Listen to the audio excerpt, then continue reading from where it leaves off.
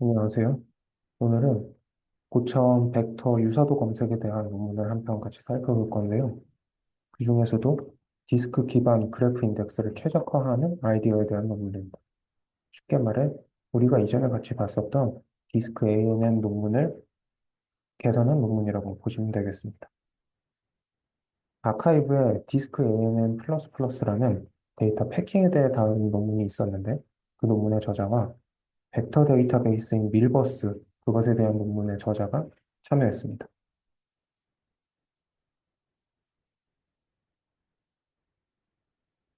이 논문은 먼저 세그먼트라는 것에 대해 소개를 하면서 이야기를 시작합니다. 현대의 벡터 데이터베이스 시스템들은 여러 큰 데이터들을 여러 개의 세그먼트라는 단위로 나누어서 관리를 하게 되는데, 이 하나의 세그먼트에는 메모리는 2GB 정도, 디스크는 10GB 정도라는 제한이 있습니다. 이전에 우리가 같이 살펴봤던 논문들 중에 스팬 그리고 디스크 ANN이라는 논문이 있는데요. 이 논문은 이 두 가지의 논문의 예시를 들면서 기존 기법들의 한계를 지적하고 있습니다. 먼저 스팬은 IBF 방식이었고, 바운더리 이슈를 해결하기 위해서 하나의 벡터를 여러 개로 복제해서 저장하는 데이터 레플리케이션을 했기 때문에 이 세그먼트라는 것이 가지는 디스크 스페이스의 제약, 이것에 걸린다고 이야기를 합니다. 그리고 디스크 ANN은 블럭 내에 데이터 로컬리티가 낮아. 다시 말해서 하나의 블럭 안에 저장된 벌텍스 여러 개 중에서 유용한 것들의 수가 낮아서 문제라고 이야기를 합니다. 그래서 이 논문은 스탈링이라는 새로운 것을 제안을 하는데요. 먼저 첫 번째 분리 포인트는 이 스탈링의 이름의 의미를 함께 보면 좋을 것 같아서 수록을 해놨습니다. 논문에 있는 것을 그대로 가져온 것입니다. 스탈링은 크게 두 가지 부분으로 나눌 수가 있습니다. 먼저 첫 번째는 데이터 로컬리티를 올리는, 우리가 데이터 패킹이라고도 말하는 그래프 인덱스 레이아웃을 개선하는 방식에 대해서 다루고요.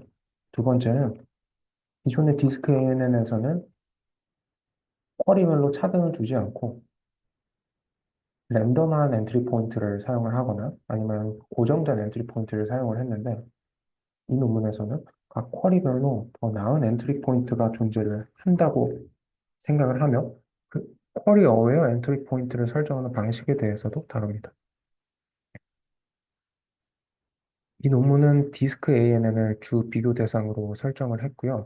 그래서 아래 그림을 보면서 디스크 ANN의 두 가지 문제를 한번 살펴보겠습니다. 그리고 그 문제를 통해서 디스크 ANN의 문제를 스타일링에서 어떻게 해결하려고 하는지를 살펴보겠습니다. 먼저 파란 박스에서 보이듯이 디스크 ANN에서는 각 정점들을 저장을 할 때 ID 순서로 저장을 합니다. 가령 블록 ID 0번에는 vertex 0에서 3이, 블록 ID 1에는 4에서 7이 이렇게 연속되게 저장을 하는 방식입니다. 이렇게 하면은 이 논문에 따르면 서치 타임에 디스크 접근 효율을 높이기 어렵다고 하는데요. 다시 말해서 한 번에 디스크 블록을 가져왔을 때 그 안에 유용한 정점이 여러 개 존재하기가 어렵다는 뜻입니다. 왼쪽 파란 박스 왼쪽에 있는 예시에서 벌텍스 2를 방문하는 시점을 한번 살펴보겠습니다. 벌텍스 2를 방문을 했을 때 우리가 다음번에 방문을 하게 되는 후보로 여겨지는 것들은 이의 이웃들입니다. 즉 9번, 15번, 5번 정점입니다. 그런데 안타깝게도 2번 정점과 9번, 15번, 5번 정점은 어떤 블록에 저장되어 있는지를 고려를 할 때 전혀 다른 정점, 전혀 다른 블록에 저장이 되어 있습니다. 이것을 논문에서 디스크 NN을 사용을 해서 실험을 해봤더니 94% 정도가 낭비였다. 즉, 94%의 경우에는 하나의 블럭을 읽었을 때 그 중에 하나의 정점만 유효했다라고 이야기를 합니다. 이것은 인덱스 레이아웃을 바꾸는 방식을 통해 파란 박스의 오른쪽 C, Reordered Index Layout이라는 것을 통해서 해결할 것입니다. 두 번째 문제는 서치 패스가 길다는 것입니다.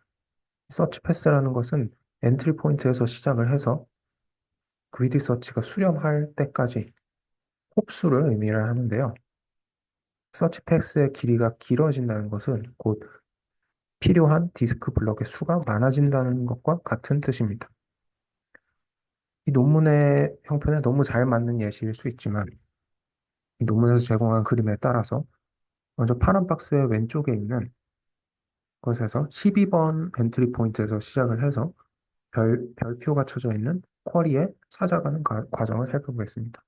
12번, 8번, 5번, 2번, 15번, 3번 여러 번의 홉을 해야 하는 것을 확인할 수 있는데요. 반면에 오른쪽 그림에서처럼 만약에 우리가 12번 정점을 엔트리 포인트로 설정하지 않고 9번 정점을 엔트리 포인트로 설정할 수 있었다면 우리는 단 한 번 혹은 두 번 만에 목적지에 도착을 할 수 있게 됩니다. 이것을 논문에서 실험을 해봤더니 약 10,000개의 벡터를 가지고 있는 데이터셋을 통해 실험을 했을 때 탑 10만 서치하는 과정에서도 수백 번의 홉이 필요했다라고 이야기를 합니다. 이것은 뒤에서 우리가 Query Aware Entry Point라는 이름을 통해 살펴보겠습니다. 첫 번째 이 논문에서 지적했던 문제가 하나의 블럭을 가져왔을 때 그 사용률이 너무 적었다. 유용한 vertex가 적었다라는 것이었습니다. 이것은 우리가 블럭 셔플링이라는 방식을 통해서 해결할 것인데요. 블럭 셔플링에 대해서 이야기를 하기 전에 이 논문에서 제시하는 새로운 매트릭인 overlap ratio라는 것을 살펴보겠습니다. 블럭 셔플링은 그래프 인덱스의 각 블럭들을 섞어서 데이터 로컬리티를 높이는 작업입니다. 그리고 이 논문에서 제시하는 overlap ratio는 블럭 셔플링이 얼마나 잘 됐는지를 평가하는 매트릭입니다. BU, NU는 각각 하나의 정점 U에 대해서 U가 속한 블럭 안에 들어있는 정점들의 집합, 그리고 U, 그래프 연결 관계에 따른 U의 네이버후드의 집합을 의미하고요. 아래에 있는 수식을 통해서 우리는 어떤 정점 U의 오버랩 레이쇼를 계산할 수 있습니다. 식을 통해서 확인할 수 있는 것은 오버랩 레이쇼라는 것은 하나의 정점이 그것이 속한 블럭 안에 얼마나 많은 U들을 가지고 있는가를 측정하는 매트릭입니다. 이 오버랩 레이쇼는 하나의 정점에 대해서도 계산할 수 있고 하나의 블럭에 대해서 계산할 때는 블럭 내 모든 정점들의 오버랩 레이쇼의 평균을 내고요. 하나의 그래프 자체에 대해서도 낼 수 있습니다. 이때는 그래프대의 모든 정점들의 오버랩 레이쇼를 평균 내서 확인을 합니다. 오버랩 레이쇼가 높다는 것은 데이터 패킹이 잘 되어 있다는 뜻입니다. 논문에서 확인을 해봤더니 디스크 ANN을 사용을 했을 때 오버랩 레이쇼가 거의 0에 가까웠다라고 합니다. 우리는 이 오버랩 레이쇼를 높이는 방향으로 어떤 알고리즘을 살펴보겠습니다. 디스크 ANN에서는 멀리 떨어진 관계없는 정점이 하나의 블럭에 들어가 있는 경우가 대부분이었다고 하고요. 이것은 즉 데이터 로컬리티, 블록 내의 데이터 로컬리티가 낮았다는 뜻입니다. 그래서 이 블록 셔플링이라는 것의 목적은 그래프를 섞어서 그래프를 섞는다기보다는 어떤 그래프가 있을 때 그 그래프를 저장하는 블럭 내에 있는 정점들을 섞어서 전체 그래프의 OR을 최대화하는 것입니다. 그러면서 우리는 세그먼트라는 제한이 있기 때문에 디스크는 추가적으로, 메모리도 추가적으로 사용하지 않는 것이 데이터 셔플링의, 블럭 셔플링의 목적이라고 할 수 있겠습니다. 그럼 이제 본격적으로 블럭 셔플링 알고리즘 세 가지를 살펴보겠습니다. 이 논문에서는 블럭 셔플링의 최적해를 찾는 것이 NP 하드임을 증명하고 있습니다. 그것은 논문에 제시되어 있으니 생략을 하고요. 그래서 논문에서는 세 가지 휴리스틱 알고리즘을 제안을 하는데요. 먼저 첫 번째 알고리즘인 BNP, 블럭 네이버 패딩 알고리즘에 대해서 살펴보겠습니다. BNP는 어떤 정점도 블럭에 매핑되지 않은 상태에서 시작을 하고요. 전체 정점들을 오름차순으로 ID 순서로 정렬을 한 후에 각 벌텍스를 매핑을 합니다. 이때 매핑을 할 때는 자신의 이웃들을 최대한 자기와 같은 블럭에 속하도록 매핑을 하게 됩니다. 왼쪽 예시를 보시면 일단 오름차순으로 정렬된 상태에서 0번 정점을 기준으로 봤을 때 7번, 8번, 14번 정점은 0번의 이웃입니다. 따라서 1번, 2번, 3번 대신에 7번, 8번, 14번을 0번과 같은 블럭에 할당을 하는 것입니다. 이것은 굉장히 빠른 작업입니다. 모든 정점을 한 번씩만 스캐닝하면 되기 때문에 5V 시간 안에 해결할 수 있습니다. 하지만 우리는 지금 다이렉티드 그래프에 대해서 다루고 있고, 따라서 어떤 정점의 이웃들은 사실 어떤 정점을 이웃이라고 생각하지 않을 수 있기 때문에, 다른 말로 표현하자면 어떤 정점 U가 있고 그것의 이웃 G와 V가 있을 때 U의 오버랩 레이쇼를 올리는 것이 G와 V의 오버랩 레이쇼를 올리는 데는 도움이 되지 않을 수 있기 때문에 이것이 전체 그래프의 오버랩 레이쇼를 증가시킨다는 보장은 없습니다. 다음은 BMP를 개선한 블록 네이버 프리퀀시라는 알고리즘입니다. BNF는 BNP의 결과에서 시작을 합니다. 우리는 어떤 행위를 여러 번 반복할 거고, 그 반복은 미리 정해진 반복 수 혹은 전체 그래프의 오버랩 레이쇼의 개인이 어떤 임계치보다 클 때 동안 계속 반복을 할 건데요. 이 반복이라는 것은 각 정점을 자신의 이웃이 가장 많이 위치한 곳으로 옮기는 것입니다. 아래에 있는 예시를 통해 우리가 살펴보겠습니다. 우리는 BMP에서 출발을 할 거고요. 모든 매핑을 제거한 상태에서 시작을 하는데 12번 정점을 이제 할당하는 12번을 배치하는 케이스에 대해서 살펴보겠습니다. 12번의 입장에서는 자신의 이웃인 7번, 8번 이 위치한 블럭에 들어가는 것이 가장 좋습니다. 따라서 기존에 있었던 14번 대신에 12번을 그 자리에 배치하는 것입니다. 논문에서는 이 BNF를 반복하는 것이 전체 그래프의 오버랩 레이쇼를 증가한다는 보장은 없지만 실험적으로 BNP보다 더 좋은 성능을 보이는 것을 확인을 했다고 하고요. 그래서 뒤에 실험에서는 BNF를 디폴트 알고리즘으로 사용할 것입니다. 다음은 BNS입니다. BNS는 사실 논문에서 자세한 알고리즘을 보여주지도 않고 그림과 짤막한 설명이 전부이고 실험에서도 사용을 하지 않는데요. 그 내용만 우리가 간단하게 살펴보도록 하겠습니다.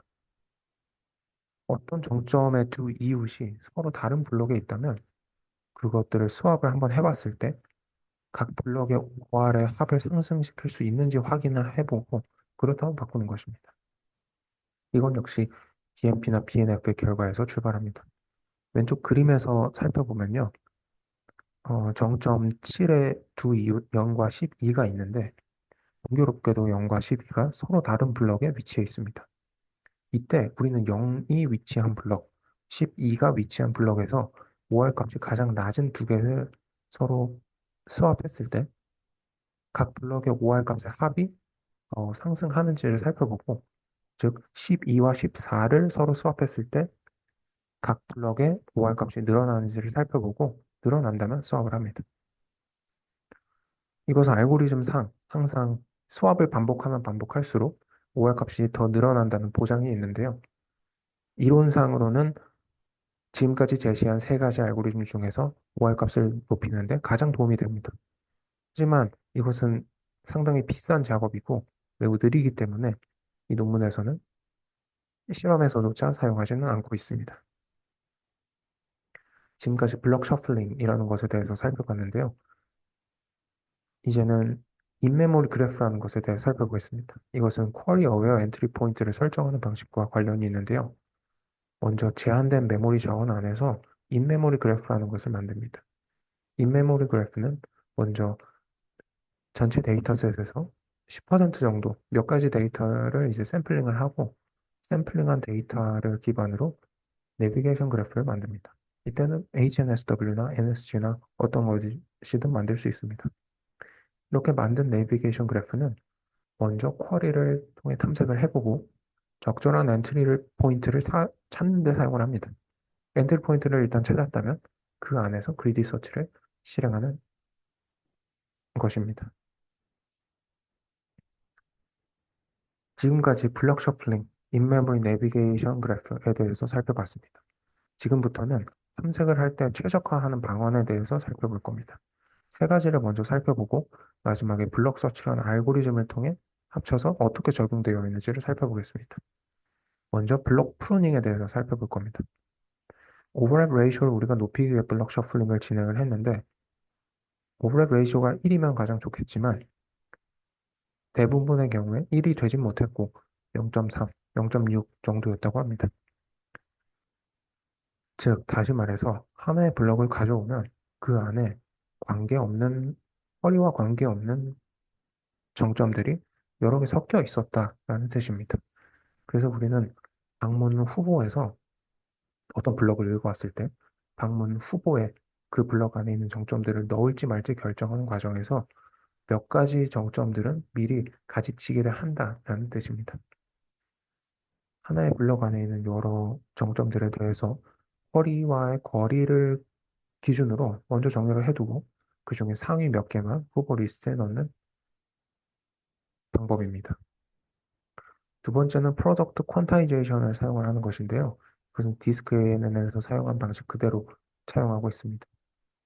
PQ 벡터는 인메모리에, 풀 프리시전 벡터는 디스크에 저장해두는 방식입니다. 다음은 IO와 컴퓨테이션을 이제 파이프라이닝을 통해 처리하는 건데요. 우리가 그리디 서치를 할 때는 어떤 정점에 대해서 그 정점의 정보를 가져오기 위해 디스크 접근을 하고 디스크 접근을 해서 정보를 가져왔으면 그 벡터를 기반으로 해서 거리 계산을 하는 디스턴스 컴퓨테이션 작업이 있습니다. 이 논문에서는 이 DC, DR 두 가지를 동시에 파이프라이닝을 통해 처리하겠다고 합니다.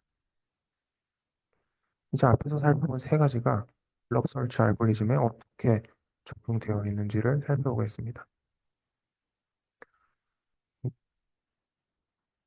이제 처음에는 쿼리 어웨어 엔트리 포인트를 우리가 설정을 했고 그를 통해서 엔트리 포인트를 뽑은 다음에 그 엔트리 포인트의 정보들을 캔디데이트 리스트와 리절트 셋에 넣습니다. 이때 캔디데이트 리스트에는 PQ 기반 거리 계산한 결과가 R에는 풀 프리시전 기반 계산 결과가 들어있다는 것을 확인해 주시기 바랍니다.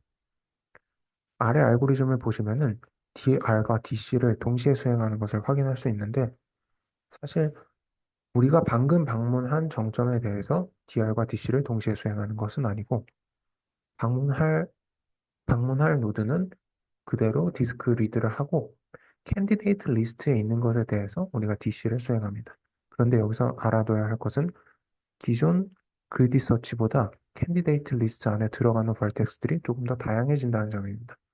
조금 더 다양해진다라는 것은 기존에는 우리가 방문한 노드의 이웃들만 캔디데이트 리스트에 넣었는데 이제는 방문한 노드 그리고 그것의 한 블럭 안에 있는 것들 그리고 그것을 블럭 프로닝한 결과를 캔디데이트 리스트에 넣습니다.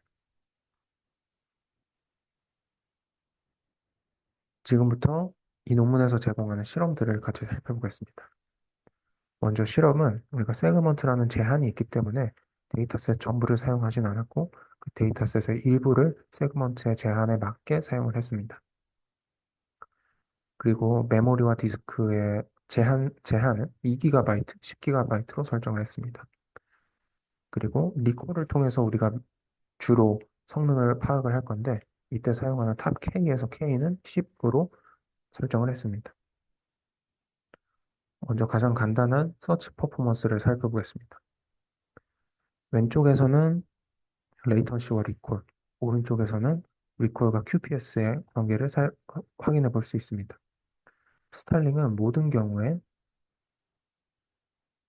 디스크 A에는 스팸보다 더 좋은 성능을 보여주고 있습니다. 한 가지 흥미로운 점은 이 논문에서 실험을 했을 때 스팸의 결과가 상당히 안 좋게 나온 것인데요. 그 이유를 이 논문에서는 이 논문의 가정, 세그먼트와 그 자원 제약 때문이라고 이야기를 하고 있습니다. 스팬에서는 많으면 8번의 데이터 디플리케이션을 하는데 그것 때문에 디스크 스페이스 제한에 걸렸고 그 결과 성능이 안 좋았다라고 이야기를 하고 있습니다. 다음은 I/O efficiency에 대해서 살펴보겠습니다. 논문에서는 vertex utilization ratio와 search path length를 통해서 확인을 해보고 있는데요.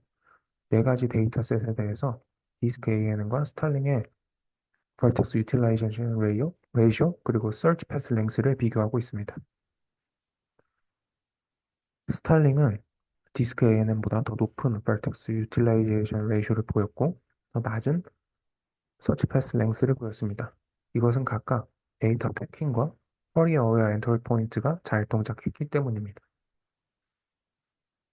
다음으로 인덱스 코스트와 메모리 코스트를 살펴보겠습니다. 스타링은 블록 셔플링을 하거나 아니면 인메모리 그래프를 생성하거나 하는 등 구축 시간에 조금 더 많은 시간이 소요될 것으로 예상이 됐는데요.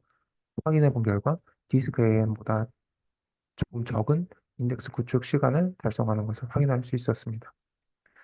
물론 셔플링과 인메모리 그래프를 구축하는데 어느 정도 시간이 걸리긴 하지만 디스크 ANN에 있는 핫 벌텍스를 이제 관리하는 시간이 필요하지 않았기 때문에 그 시간보다 더 적은 시간이 소요돼서 인덱스 코스트가 더 낮았다라고 설명을 하고 있습니다.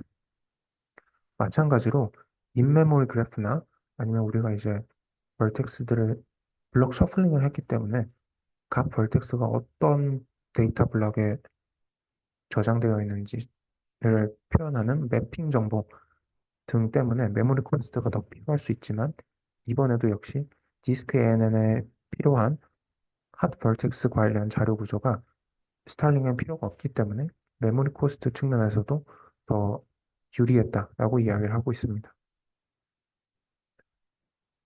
다음으로는 블록 셔플링 알고리즘들을 비교해 보겠습니다.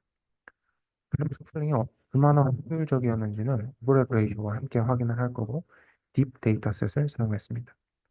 왼쪽에 있는 그래프의 왼쪽 축인 블록 카운트는 각 쿼리마다 탑 1000개의 니어리스트 네이버들이 들고 있는 블록 수의 평균입니다.